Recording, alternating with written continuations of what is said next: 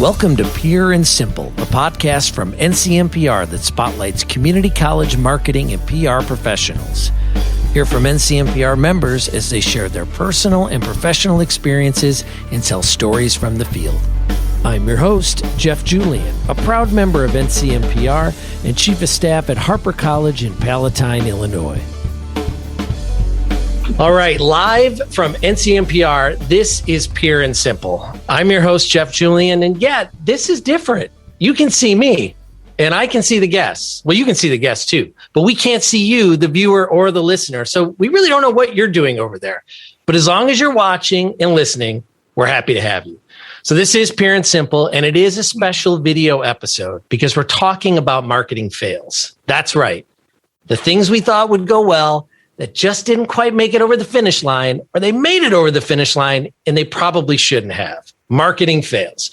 Hopefully you're already a subscriber to the audio version of the Pure and Simple podcast, but just in case you're not, what are you waiting for? I interview the experts in two-year community college marketing and communications, and they share their stories about their careers in higher education and how they help change the lives of their students. It's awesome.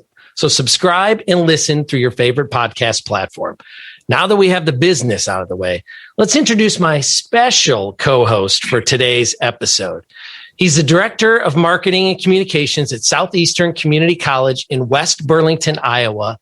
And he's the Vice President, President-elect of the NCMPR Board of Directors. And most importantly, and I say this in truth, he's a fellow Jeff. Hey, Jeff Ebbing, welcome to Pure and Simple. How are you, sir?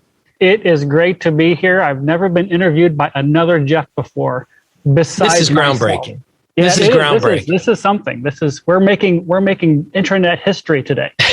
It must be. How could two Jeffs not break the internet in one episode? So that's what we're going to try to do. As I said, as we're getting ready to do this, I said this could go great, or it might just be a marketing fail on an episode about marketing fails. So you never know. Well, it gets really meta really quickly. We all know that with our jobs. You don't ever know what's going to happen. The best laid plans are rarely what comes into play. So we all got to roll with it. So marketing fails is your baby. And I'm assuming that's because you have a great sense of humor and not because you're looking to cement your brand as the king of marketing fails. So how did this idea come about, Jeff? Well, I was District 5 director a couple of years ago when we still had conferences in person. And we were working our program. And for me, it's always about trying to get, and we all know, those of us who have been to conferences, have been to this organization a long time, it's about making connections with our friends. And to honestly, a large degree, commiserating. And so when we were trying to come up with some ideas of what can we do, we all have the medallions and we have the paragons and we have the communicators of the year, but we don't have the people who are on the other side of that spectrum.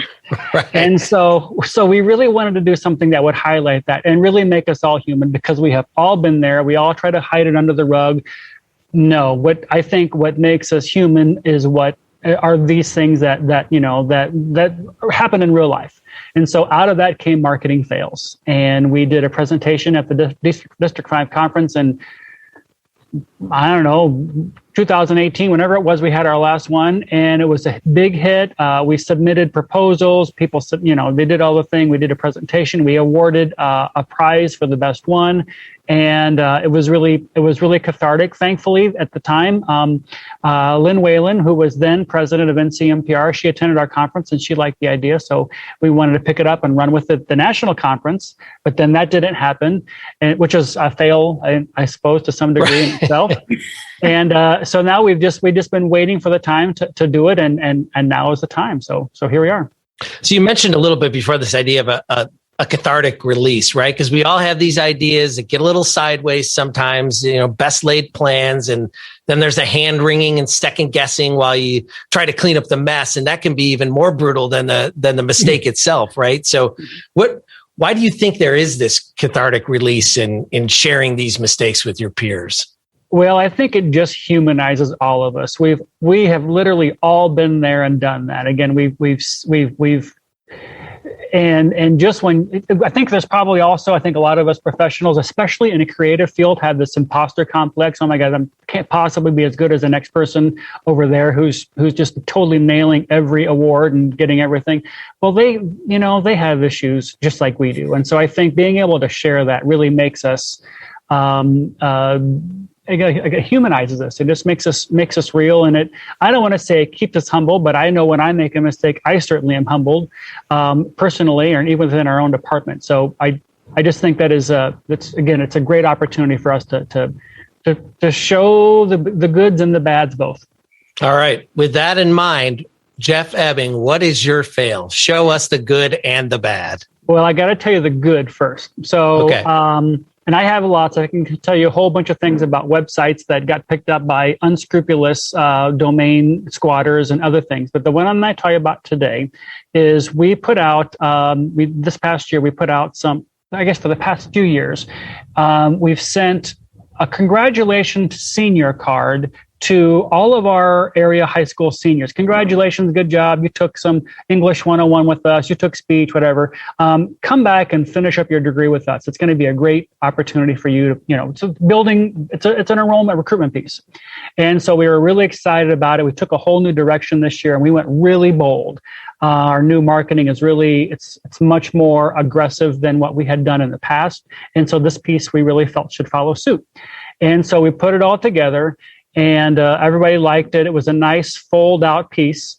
So you get in the mail, but it's a self-mailer. And actually, I have it right here. So here's the front. Doesn't that look fancy? Congratulations, graduates, right? And then there was a self-mailer on the back. And then we had this really big, bold message inside.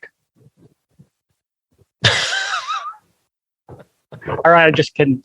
It's this way. But the thing is, when you fold it in half, you get this. Yeah, that's pretty direct. Yeah. So if you don't go to SEC, you can decide which message you want to follow. So thankfully, it folded this way instead of this way. So this was our fail. And the good thing was we did catch it. We did notice it beforehand, but we had already printed how many thousand. And I will be honest, I actually rolled the dice and I was really hoping that no one would catch it on it. Now, I can't say that, this is a 19-year-old, 18-year-old kid was totally looking for something like this. They would totally call this out. Right. So we never got anything specific, any blowback specifically on it. But internally, there was a lot of gnashing of teeth and fretting that we were going to get something. But thankfully, we avoided that.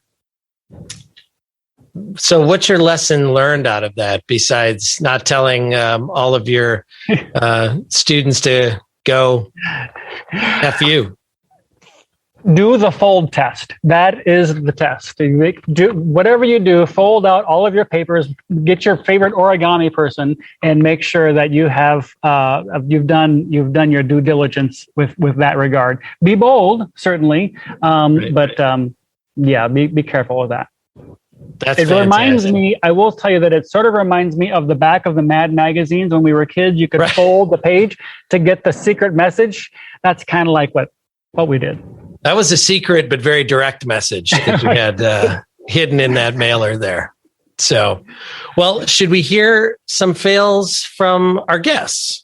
I think we should. I'm not sure if anybody can top that one, but we're going to see if they're able to. We'll have to make a decision on that one. We could do a little ranking there for sure. And for those of we've got both viewers and listeners. So if you're a listener to the podcast and you're hearing this, please check the links back on your podcast app and you'll be able to see the different fails that we're talking about throughout the day.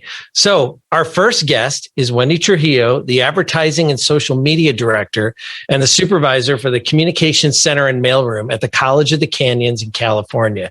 Wendy, welcome to Pure and Simple. It's great to have you here. So you have a fail that happens when you're working a little too fast. So tell us more about that. Hi, thank you for having me. This is one of my favorite stories to tell. So a lot of my job, as many of you probably, a lot of my job entails taking information that is sent in to me and melding it down into something that can be put into a marketing piece.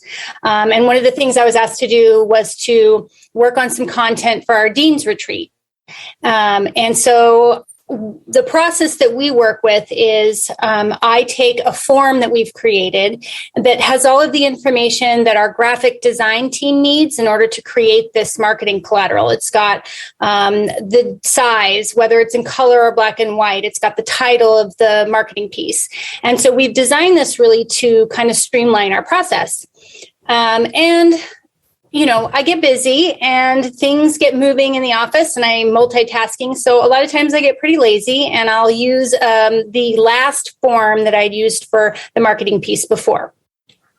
And so this came back to haunt me when I was working on the Dean's Retreat flyer because I sent in the form as I was supposed to. And then the next part of the process is graphic design designs it. They send me a copy to proof before we send to the person that's requested the material. And I got back a flyer that it was all in black and white, and it had a woman sitting in a dark room with her knees pulled up to her chest and her head in her knees. And I contacted our graphic designer and I said, why is the Dean's Retreat so depressing? And she said, well, the title on the form that you sent said suicide awareness. And I thought that the Dean's Retreat was going to talk about suicide prevention within that industry. And I said, oh my God, I'm so sorry. I left one field. I was just working too quickly, and I left one field with the last marketing collateral, which happened to be our suicide prevention awareness flyer. And so she just went with the information that I had provided to her and created what I'd asked her to create. And I have to say, she and I laughed so hard about it. I will disclaimer here, there's nothing funny about suicide. Obviously, suicide prevention is very important to us here. It was the mistake that we had made that caused so much humor. We laughed about it for weeks. And then I happened to speak with a dean after we'd actually gotten them their actual flyer that looked much nicer, did not have the graphic that she had started with. And I said, you're never going to believe what we started out with. And I told him what happened. And he said, well, hang on to that old flyer because who knows how this Dean Retreat's going to go. Yeah, so that was our fail. But you were able to catch it, right? Yeah. So was that sort of the lesson learned then, or Absolutely. Yeah. There were several lessons learned. One of them is that our process is working and that we do have a really strict proofing process in place in case things like that happen. We get to see the product before we send it out to the person who's asked for it. The person who's asked for it is then asked to please proof it and make sure all of the, content is correct, the date, the time, the location, and the contact information. And then it comes back to us for one more final approval. And we have caught many mistakes that way. The other thing that I learned that I think is really important is that it's okay to make mistakes and it's even okay to make light of them. Making mistakes is where we grow. That's where we have the room to learn and to get better the next time. I feel like in today's society, mistakes aren't allowed as much anymore. And it's a real shame because we need to provide the room not only to make these mistakes, but also not to give a negative connotation to them. We have to learn to laugh at ourselves a little bit and take some of the mistakes in a lighthearted way, because again, that's where we really shine sometimes is after 13 mistakes, our 14th try is the best thing we've ever done. Only 13? Boy, I've made a lot more before I've got to that best one. But no, great advice. Jeff Ebbing, your thoughts on that fail? Well, I would have to agree. If I had to go to a dean's meeting, I may feel the exact same way. So I think it is very true. I think maybe it was I don't know if that's a Freudian slip, but maybe it's something subconscious that was part of that. But I agree. I think that when you go through that process, we do not have that regimented of a process for making requests for pieces. And I think it's a great idea. So having that definitely allows you to reduce those fail safes for sure. My guess is if we had that, I may not have anything to talk about right now. Well, we're glad your process isn't that rigorous then, because we definitely wanted to see the the document in question, so to speak. Wendy, thank you so much for sharing your fail. Really appreciate it. So let's introduce our next guest, Barb Dreger. Barb is the director of college marketing at Fox Valley Technical College in Wisconsin, and she's a second timer as a guest on Pure and Simple. So welcome back, Barb. Hi, Tell Jeff. us, Good to see how you. are you? Good to see you. Great, thank you. So tell us about your fail, Barb. So and I think you have two, actually. I have right? two. I have two to select out of a few, but these are my two favorite stories. Sometimes you come across some crazy things on campus, right? And all of us have done that. One of our marketing team members was in our commons and came across this table full of these giveaway items that actually were not produced by my team. But there they were, created by our sustainable energy folks, trying to draw attention to people paying attention to their size of their carbon footprint. So needless to say, the little foot keychain that says, "How big is yours?" with our college logo on it, really caught us a little bit by surprise. Maybe not quite in the way that they intended, but we got a good laugh out of it. And, while we didn't create these keychains, I think the assumption was the college marketing team did, of course, create the keychains. We didn't, but my favorite part of this whole story is when I actually shared this keychain with our college president, Dr. Susan May, and I just kind of slid it in a conversation I was having with her. And I said, "Hey, by the way, did you see the new giveaways that we have from the energy area?" And I showed it to her, and she just stopped talking. Eyes got really big, and she said, "What is that?" Yeah. It was fantastic. It was fantastic. Jeff Ebbing, your thoughts on the keychain gone wrong? I need to find out who your supplier is because I need a bunch of those myself. I'm guessing they're probably on clearance, so I can pick them up really cheap. Yeah, and really, it doesn't really have much of a foot look to it either. Was the thing that I noticed. Yeah, So. it's like a barefoot. Okay, yeah. There you go. Yeah. Yeah, very nice, right? So Are many of them? Do you still have many of them floating around? Do you see them being used by people? I think my team scarfed most of them up. So in terms of a lesson learned was grab as many of those as you can and get rid of them, get them out of circulation. Right. I mean, I really, this is a one-off piece, and we don't stop our staff from producing things like this. So I don't think we'll ever stop it completely. We try to see the artwork, we produce the artwork in the majority of the cases, but if people have a friend that can produce these and they can get it done, they're going to go do it. And, it's just part of our culture. So I think lesson learned is keep your eyes open and don't be afraid to have a good little laugh when they come along and then find ways that you can just celebrate these crazy things. My team, I think everybody has some in their desk drawer, and we just laugh about this all the time. Right. How big is yours? So when you went back to them though, did they have an aha moment when you showed it to them and confronted them about it?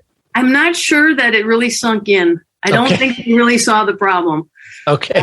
And it was largely men. I don't want to be sexist in that comment, but it was men who just, it gets our point across. And I'm like, yeah, there's another meaning there.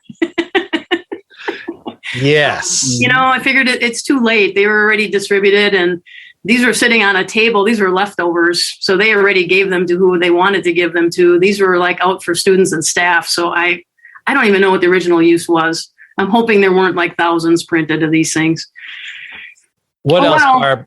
What's your other fail? So the other one, this one's a little closer to home because this one was produced by my team. So, this is one of those things that real life is something you can't make, is better than anything you could make up, is what I always say. So this happened after multiple levels of review, and it happened anyway. So this one was amazing. I have a rock star team that produces really, really good work.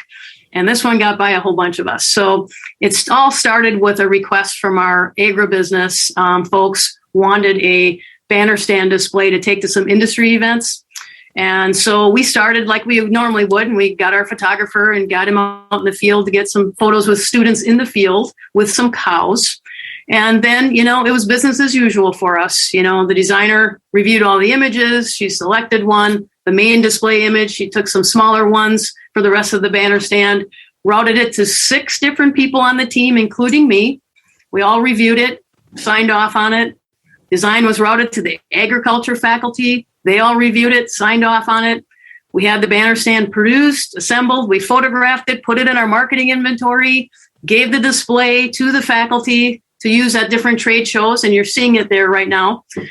And then after about a year of using it, a disgruntled former student who dropped out of the program stopped at the booth at the trade show and asked us why we were showing a pooping cow. And not only that, the student, he's wondering, why is the student looking right at the poop? Oh, boy. So I don't know if you can see it there, just to the left of the black spot on the cow's head. There's a piece of poop right there. Excellent. So, yeah, I would say that qualifies. We felt a little more than humbled by this whole thing after everybody reviewed it. Of course, we created a new banner stand, but the fun part for me was the fact that the disgruntled student was the one that noticed the poop. I mean, really? Right? Well, obviously they learned something in class, so that's Jeff Ebbing. I'm speechless on this one. The only thing I can think of is, in marketing and communications, we have to have a really strong BS detector. In this case, it seems like your team was lacking an S detector. Yes. Well, I was going to say that they know their stuff. Clearly, they know their stuff. But I'm also going to give props to the photographer, because you don't get those kinds of action shots very often. Action shot. So that is definitely something that I would be adding to my resume if I were that photographer. Absolutely. That's an Olympic-worthy action shot. There you go. And the saying, poop happens, right? Yeah. It happened. Now, did you keep this banner stand? Is this in your office somewhere? I'm not sure where it is, actually. That's a great question. I'm going to have to check into that. So what was the fallout from that, though? Was there any consternation throughout the college community about this, or were you able to keep it pretty low key? I think we kept it pretty low key. The whole ag department knew about it, certainly, and my team knew about it, and we're very embarrassed about it. And then the photographer, really, I failed to mention that in this discussion here, but the photographer that even gave us this image didn't see it. Just nobody saw it. And so many people looked at it, and it's not like it's a highly detailed, it's got a few words on it and a big image, and we still didn't see it. Yeah. And that's the maddening part about it, right? Because, you really, I'm sure your team, like everyone's team here, you've got good copy editors, great graphic designers, folks who really are trained to look at every element of a publication or a digital piece. And just sometimes it just makes happens. It by those eyes, right? We had a close fail, a near miss. It did not happen, but we were actually producing a piece for our Public Safety Training Center, and somebody forgot. The spell check doesn't catch this. They forgot the L in public. Yes. That is also that we did catch. So, that did not happen. That wasn't a complete fail. That was just a typo. So that one we caught. Now, Barb and Jeff, I wonder, does this also make the case, though, too, for sometimes taking a piece outside of the team and just having, student A or, a person across the hall who's not in marketing, just one last look. Hey, look at this. Just you don't have to read it deeply, but just look at it. And do you see something, anything? Yeah, that's a great idea. We should try that. Well, it clearly wouldn't have passed the smell test. And so exactly, Jeff, right? I think, when you talk about running this stuff past students, we would have done something. Of course, this was also the piece that we did was in the summertime, so we couldn't run it past the student. They weren't around to look at it. But I don't think we would have thought to run something like what you did past a student, because it's more of a just generic, not mundane, but we all do those things all the time. Pretty basic. It's really targeted piece. Yeah. So I'm sure we would have done the same thing. Right. Well, Barb, thank you so much for sharing both of those. Of course. The last one, I think Jeff Ebbing could go all day trying to come up with puns to describe that. So we'll put that to the side for now and bring on our next guest, Melony Martinez. She's the Director of Marketing and Public Relations at National Park College in Arkansas. Melony, you have a holiday-themed mishap for us. So what happened here? We do. So each year, our graphic design students compete to design our annual holiday card. We send the card out to thousands of people or more. It includes all of our VIPs, donors, legislators, community leaders, and all of our faculty and staff. It's signed on behalf of our president and board of trustees, so it's a very important piece. Right. Last year, we made an embarrassing error, and we missed a typo. We, if you want to pull it up, Jacqueline, we misspelled. There's the front of it with beautiful design by our student. And inside the message, we misspelled the word joyous. And it was a simple mistake, but it was so frustrating because we had so many eyes on the card before it was sent to print.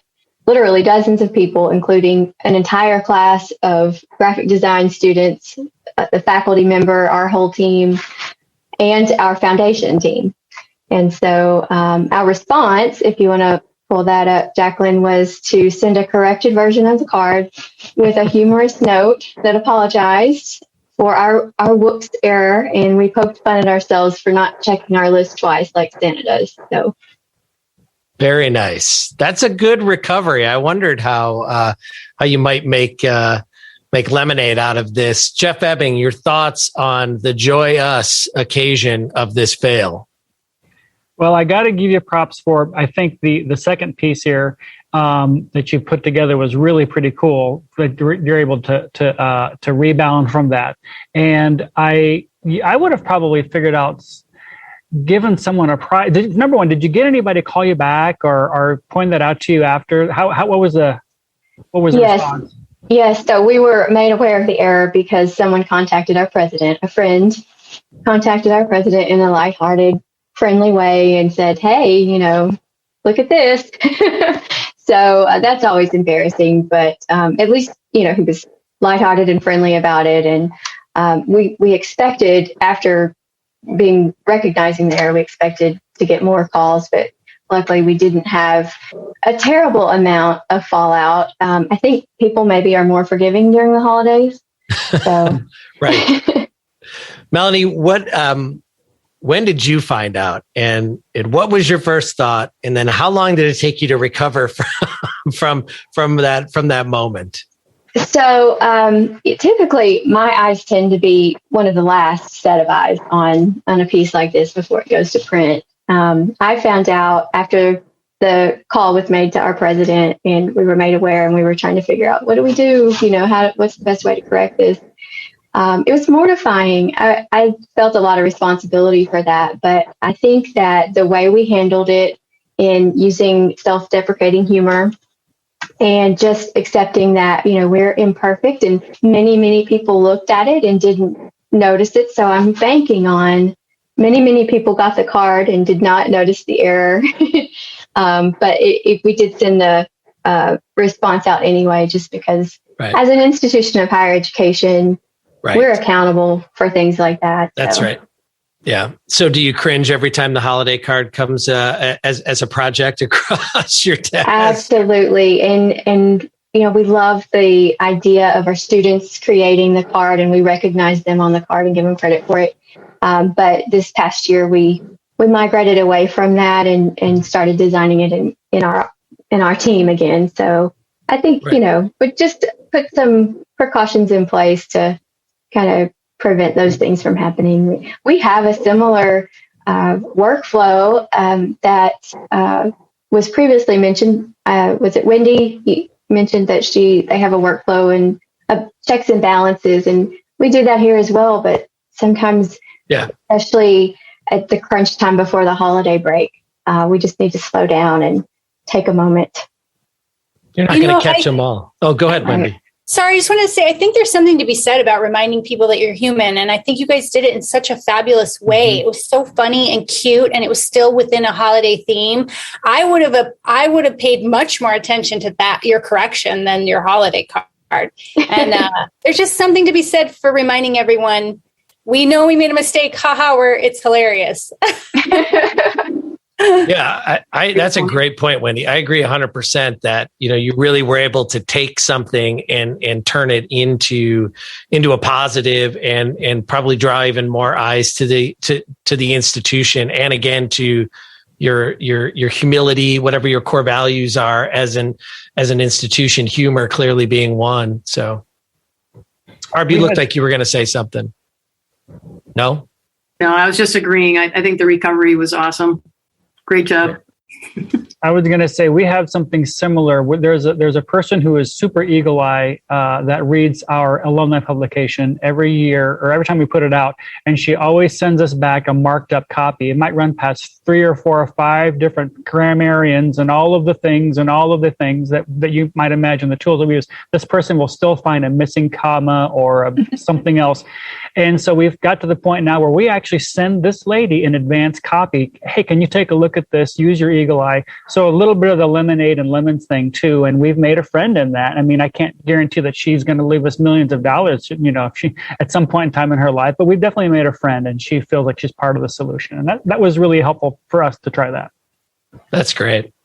So last but not least, Brittany Lippert is the Associate Director of Marketing at Kentucky Community and Technical College System. Brittany, welcome to Pure and Simple. Sounds like you did everything right. So how did this turn into a marketing fail? Yes, thanks for having me. I think that is one of the critical things to remember about this story is that this is our 4th year hosting this event. And so we thought that we had really learned some lessons from the first 3 times. And this year we were going to turn things around when it all kind of went sideways on us. But we're a system of 16 colleges. We cover the whole state. And one of our largest transfer partners is the University of Kentucky, which is, here in Kentucky. And we, most of the state bleeds blue. UK is a big deal around here. And that transfer partnership is really important to us.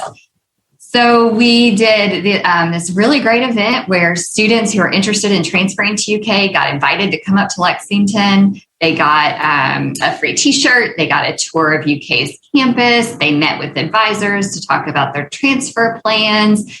Then we fed them a great meal. And then they got to go to a UK football game. And as part of the game, they would get to go down on the field and be cheered on by the crowd for their intention to transfer. It was just such a great event, really fun.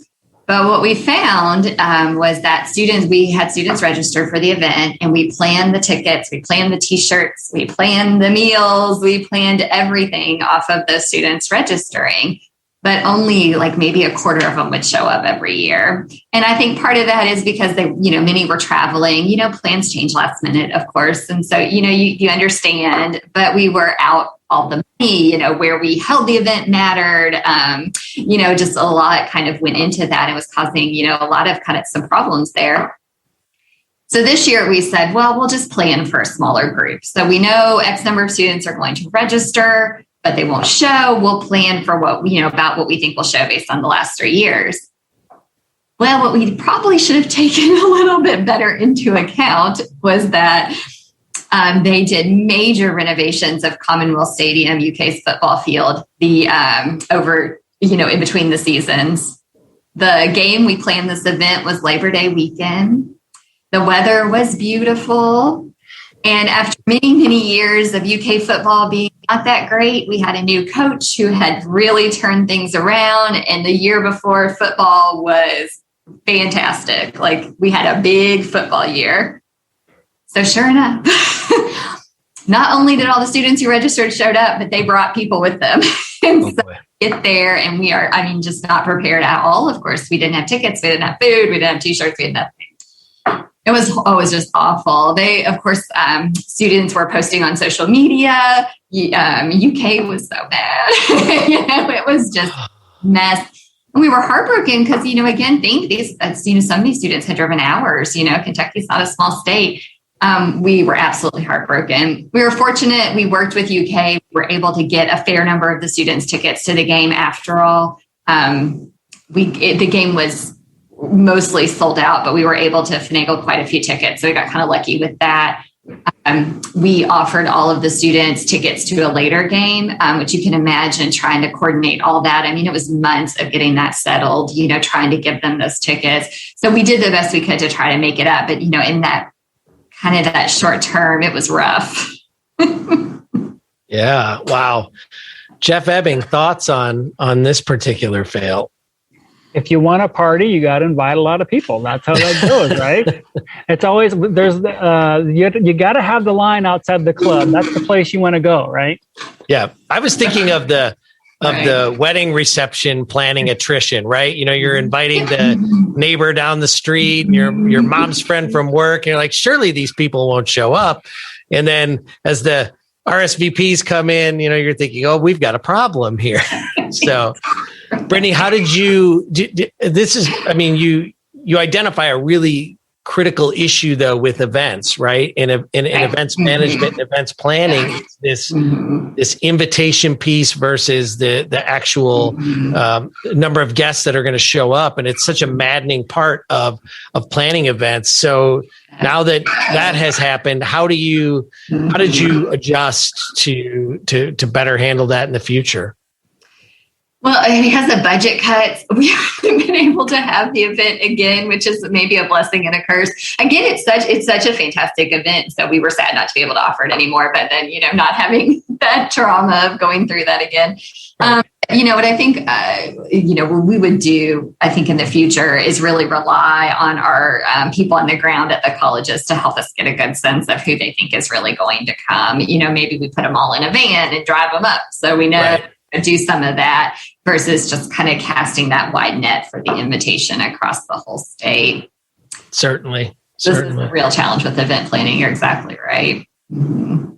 Absolutely. It's so complicated. And then as you said, when you're buying merchandise, whether it's t-shirts or tickets to that can really add up quickly. And if it's not used, then you're kind of, you're out of luck, especially if the t-shirts, 2021 visit to UK. Who wants one of those T-shirts after that's over? So that's really complicated.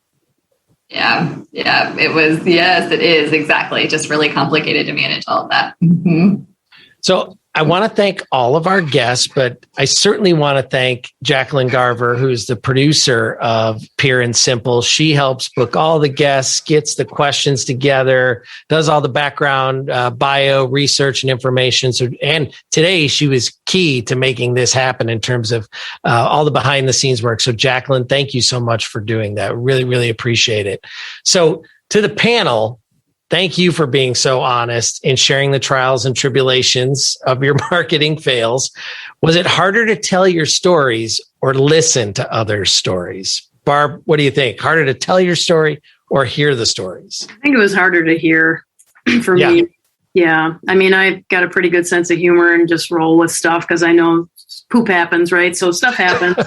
I've been in this business for 19 years. I know that, things happen on occasion and it's pretty rare with my team. So when it does happen, it's like, okay, it's okay to laugh. But as each of you were telling me yours, I'm like, oh man, where's this going? And where's this going to end up? And I was just feeling for all of you as you're going through and describing these things. It's like, ooh. Right. Melanie, harder to listen or harder to tell your story? I think it was definitely harder to hear the other stories. I was feeling very empathetic. Brittany, oh my gosh, my heart just jumped out because I totally understand that situation. So, I think it was difficult to just hear my peers and what they've suffered through. Right. So if you had a time machine, what would you say to yourself right before these fails were about to happen? Wendy, what would you say? You go back in time. What would you say? I'd say your day's about to get a whole lot funnier. Yeah, I wouldn't have changed anything that happened. I love that story. And I think that it's brought me out of some depressing days. ironically. Absolutely. Yeah. Brittany, time machine. Oh, for sure. It would have been to wear more comfortable clothes, comfortable shoes. It ended up being a much longer day than I had anticipated. And I had to walk a lot because I was back and forth between the stadium and, where we had set up. And I just remember how much my feet hurt at the end of the day. That's always good advice. Wear comfortable shoes, right? No matter whether you're failing or succeeding, wear comfortable shoes. Yes, right. Jeff Ebbing, you got a time machine. How do you, what do you tell yourself before besides go F you, what else do you say? Well, I'd probably say, yesterday, this is going to be just like that day. Well, thank you all so much for being a part of this. Jeff Ebbing, as always, it's a pleasure co-hosting with Jeff. So thank you for being a part of this. And don't forget to subscribe to Pure and Simple on your favorite podcast platform. And thank you all for your continued support of NCMPR. Have a great day. And thanks for watching and thanks for listening. Pure and Simple is presented by the National Council for Marketing and Public Relations, an organization for marketing and PR professionals at the nation's 2-year community colleges. For membership information, visit ncmpr.org. And don't forget to subscribe, download, rate, and review Pure and Simple wherever you get your podcasts.